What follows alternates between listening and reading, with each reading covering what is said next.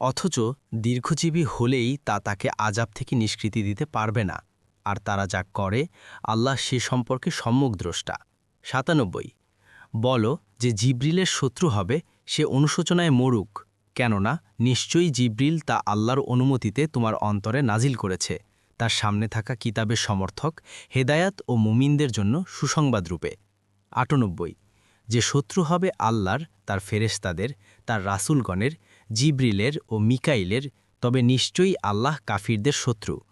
৯৯ আর আমি অবশ্যই তোমার প্রতি সুস্পষ্ট নিদর্শনসমূহ নাজিল করেছি, ফাসিকরা ছাড়া অন্য কেউ তা অস্বীকার করে না। ১০০ তবে কি যখনই তারা কোনো ওয়াদা করেছে তখনই তাদের মধ্য থেকে কোনো এক দল তা ছুঁড়ে মেরেছে? বরং তাদের অধিকাংশ ঈমান রাখে না।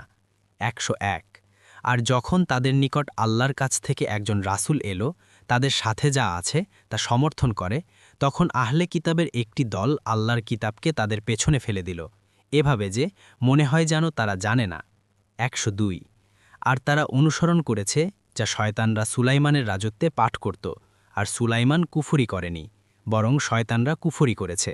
তারা মানুষকে জাদু শেখাত, এবং তারা অনুসরণ করেছিল যা নাজিল করা হয়েছিল বাবেলের দুই ফেরেশতা হারুত ও মারুতের উপর।